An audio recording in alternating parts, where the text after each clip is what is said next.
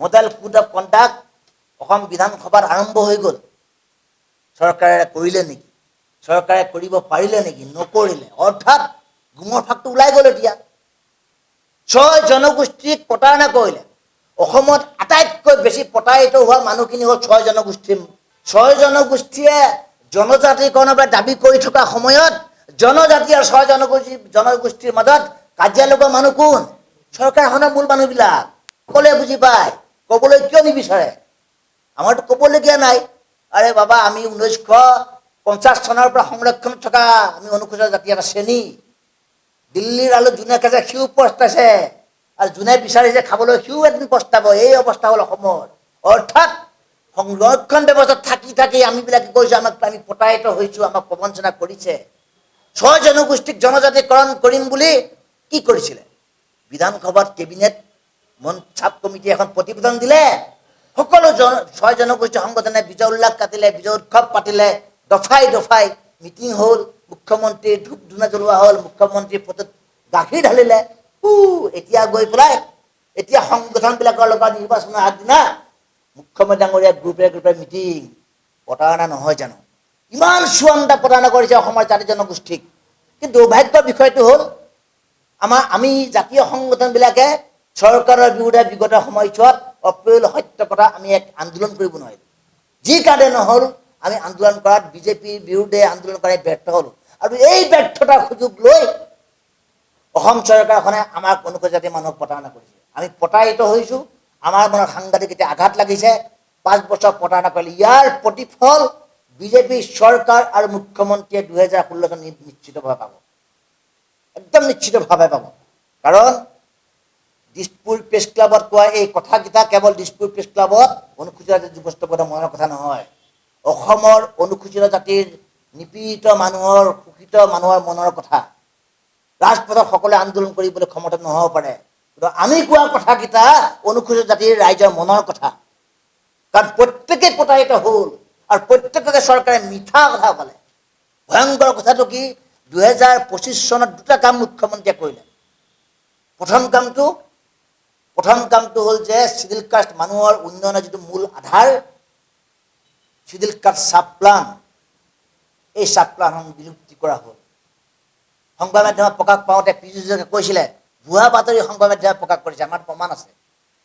কিন্তু মন্ত্ৰী পীযুষ হাজৰিকাৰ এই কথাটো মিথ্যাচাৰ তেতিয়াই প্ৰমাণ হ'ল যেতিয়া 2025 চনৰ 11 মাৰ্চ তাৰিখে অসম চৰকাৰৰ বাজেট হৈছিলে। বাজেটত চিডিউল কাষ্ট চাব প্লান কৰ্তন হ'ল। আমি আন্দোলন কৰিছিলোঁ, বিধানসভাত প্ৰশ্ন উত্থাপন হৈছিলে, চৰকাৰে প্ৰতিশ্ৰুতি দিছিলে, মুখ্যমন্ত্ৰীয়ে আমাক মাতি নি তেখেতৰ ব্লকত বহাই আমাক বুজাইছিলে যে চিডিউল কাষ্ট মানুহবিলাক বৰ শান্তিপ্ৰিয় মানুহ, আন্দোলন কৰিব নালাগে, চিডিউল কাষ্টৰ সকলো সমস্যা সমাধান হ'ব। এয়াই সকলো সমস্যা সমাধান। অসমত 9টা বিধানসভা অনুসূচিত জাতি সংৰক্ষিত। তাৰ মানে চল বল কৌশল কৰি 9 জন চিডিউল কাষ্ট বিধায়ক জিকাই লৈ আহিব আৰু সমৰ্থন লৈ চৰকাৰ বনাব। এইটোৱেই দলবিলাকৰ প্ৰকৃত স্বৰূপ। সকলো দলেৰেই অনুসূচিত প্ৰতাৰণা কৰিছে।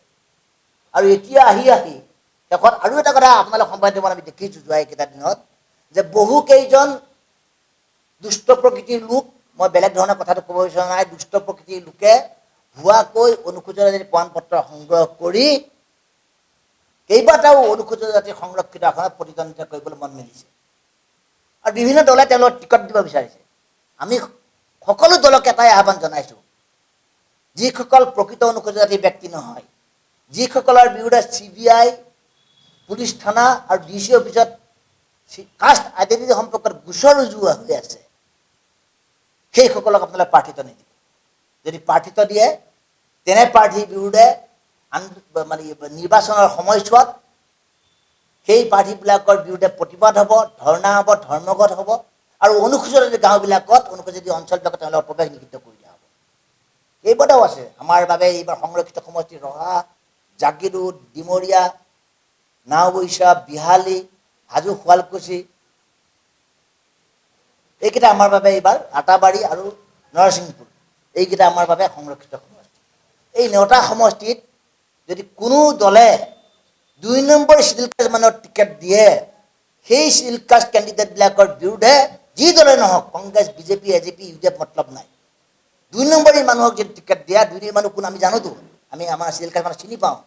গতিকে তেনে প্ৰাৰ্থীক টিকেট নিদিবৰ বাবে আমি বিনম্ৰভাৱে আজি প্ৰেছ ক্লাবৰ আহ্বান জনাইছোঁ। সেই সময়ৰ শিক্ষামন্ত্ৰী ডক্টৰ হিমন্ত বিশ্ব শৰ্মা ডাঙৰীয়াই অসম লোকসেৱা আয়োগ আৰু অসমত অনুষ্ঠিত সকলো পৰীক্ষাত সকলো সাক্ষাৎকাৰ নিকা আৰু সততাৰে কৰাৰ প্ৰতিশ্ৰুতি দিছিলে। আৰু আজিৰ তাৰিখত মুখ্যমন্ত্ৰী ডাঙৰীয়াই যি কথা কয় যে 1,56,000 নিকা নিযুক্তি দিলোঁ, ইয়াৰ ফল কি? ইয়াৰ ফল হ'ল লোকসেৱা আয়োগত পৰীক্ষাৰ বিৰুদ্ধে কৰা আন্দোলনৰ ফলশ্ৰুতি। ইয়াৰ ফল কি? ৰাকেশ পালৰ দৰে লোকসেৱা আয়োগৰ দুৰ্নীতি সম্ৰাটগৰাকী আজীৱন সময়ৰ বাবে পোতাশাললৈ নিক্ষেপ কৰা হ'ল, তেখেতক গ্ৰেপ্তাৰ কৰা হ'ল। লোকসেৱা আয়োগৰ 2 নম্বৰী পৰীক্ষাত অৱতীৰ্ণ 36জনকৈ অধিক লোকসেৱা আয়োগৰ বিষয়াক, অসম লোকসেৱা আয়োগৰ পৰীক্ষাত উত্তীৰ্ণ হোৱা বক্ৰপথৰে উত্তীৰ্ণ বিষয়াক গ্ৰেপ্তাৰ কৰিলে, জেললৈ পঠিয়ালে, চাকৰিৰে বৰ্খাস্ত কৰিলে। অসমত নিকা নিযুক্তি হ'ল। আজিও ছামেদুৰ ৰহমান, ৰাকেশ পালৰ দৰে লোকসেৱা আয়োগক অসমৰ পৰীক্ষা ব্যৱস্থাটোক মেধাক বিক্ৰী কৰা সম্ৰাটকেইজন জেলৰ ভিতৰত আছে।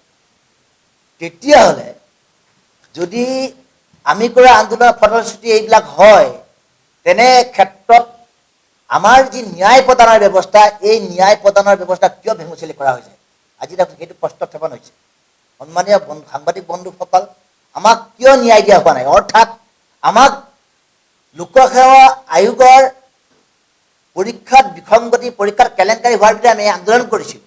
আৰু সেই সময়ত 2015 চনত লোকসেৱা আয়োগৰ পৰীক্ষা নিয়ন্ত্ৰক সেই সময়ৰ পি নন্দবাবু সিং, যি বৰ্তমান ইতিমধ্যে ইহলীলা সম্পন্ন কৰিছে, তেখেতক পুলিচে গ্ৰেপ্তাৰ কৰিছিলে, জেললৈ পঠিয়াইছিলে। আৰু তেখেতে এখন এজাহাৰ দিছিলে 2015 চনৰ 15 জুন তাৰিখে দিছপুৰ থানাত, যে অখিল গগৈ, কমল মেধি, ৰুবুল দাসে লোকসেৱা আয়োগৰ কাম কাজত বাধা দিছে আৰু লোকসেৱা আয়োগত অধ্যক্ষৰ গাড়ীখন ভাঙিছিলে। এনেকুৱা এটা ভুৱা গোচৰত যোৱা 12 বছৰ আমাক ন্যায় প্ৰদান কৰা নহ'ল। কিন্তু আমি কৰা আন্দোলনৰ ফলশ্ৰুতিত অসমৰ মেধাই এতিয়া ন্যায় পাইছে। মেধাই এতিয়া নিকা আৰু সৎ নিযুক্তিৰে চাকৰি লাভ কৰাৰ সুবিধা হৈছে বুলি মুখ্যমন্ত্ৰীগৰাকীয়ে কৈ আছে বাৰবাৰ। তেতিয়াহ'লে আমাক কিয় পুৰণা গোচৰৰ আচিললৈ গ্ৰেপ্তাৰ হয়? আমাৰ মনত প্ৰশ্ন আহিছে যে শাসক গোষ্ঠীয়ে নিজৰ চৰিত্ৰ সলনি কৰা নাই। হয়, দলগতভাৱে চৰকাৰ সলনি হ'ল, কংগ্ৰেছৰ পৰিৱৰ্তে বিজেপি চৰকাৰ আহিলে, কিন্তু চৰিত্ৰ একেই আছে। আৰু সেইবাবেই যেতিয়াই আমি বিজেপি চৰকাৰৰ দুৰ্নীতি কেলেংকাৰী, বিজেপি চৰকাৰ প্ৰবঞ্চনা প্ৰতাৰণাৰ বিৰুদ্ধে মাত মাতিছোঁ, তেতিয়াই আমাক জেললৈ নিক্ষেপ কৰা হৈছে। পুৰণি গোচৰ খুচৰি খুচৰি ওলোৱা হৈছে। 10 তাৰিখে সংবাদ মেল দিছোঁ, 11 তাৰিখৰ দিনা চচলত ধৰ্ণা কৰিছোঁ, মুখ্যমন্ত্ৰী আৰু আমাৰ বিভাগীয় মন্ত্ৰীৰ বিৰুদ্ধে ক্ষোভ উজাৰি দিছোঁ। 12 তাৰিখে আৰক্ষী বিভাগে আমাৰ লগত টেলিফোনত কথা বতৰা পাতি যোগাযোগ কৰিছে। আৰু 13 তাৰিখৰ দিনা আকস্মিকভাৱে আমাক গ্ৰেপ্তাৰ কৰা হৈছে। আৰু গ্ৰেপ্তাৰ কৰি আমাক কামৰূপ আদালতত হাজিৰ কৰাৰ পিছত ন্যায়ালয়ে আমাক যোৱাকালি ন্যায় প্ৰদান কৰিলে। ন্যায়ালয়ে কৈছে 2015 চনৰ লোকসেৱা আয়োগৰ এই গোচৰটোত ৰুবুল দাসক গ্ৰেপ্তাৰ কৰাৰ কোনো প্ৰয়োজনেই নাছিলে। গ্ৰেপ্তাৰ কৰাৰ কোনো প্ৰয়োজন নাছিলে। যদি আৰক্ষী বিভাগে লোকসেৱা আয়োগৰ সেই পুৰণি গোচৰটো আমাৰ পৰা কিবা জানিবলগীয়া আছিলে, থানাত আমাক মাতি নি, সসন্মানে নহ'লেও আমাক নটিচ এখন দি মাতি নি আমাৰ পৰা সেই সময়ৰ গোচৰৰ সাক্ষী ল'ব পাৰিলেহেঁতেন, ষ্টেটমেণ্ট ৰেকৰ্ড কৰিব পাৰিলেহেঁতেন। তাকে নকৰি আমাক গ্ৰেপ্তাৰ কৰি জেল হাজতলৈ প্ৰেৰণ কৰিছিলে দীঘলীয়া পৰিকল্পনালৈ। ইয়াৰ মাজত নিশ্চিতভাৱে ৰাজনৈতিক ষড়যন্ত্ৰ আছে।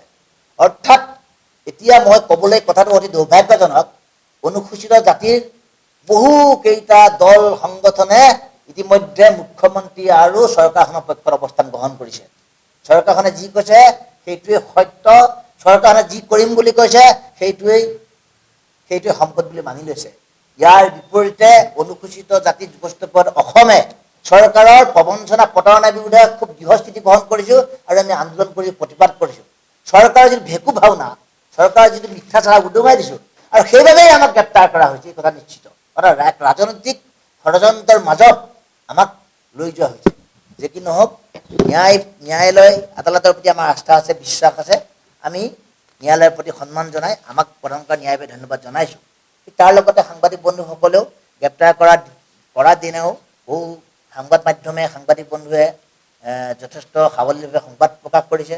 আৰু যোৱাকালি কাৰাগাৰৰ পৰা মুকলি হোৱাৰ পিছতো আমাক সংবাদ বন্ধুসকলে সাক্ষাৎকাৰ গ্ৰহণ কৰিছে, আমি কৈছোঁ। যিকোনো খবৰৰ বাবে যোগাযোগ কৰক আমাৰ এই নম্বৰত। 9181 307 221.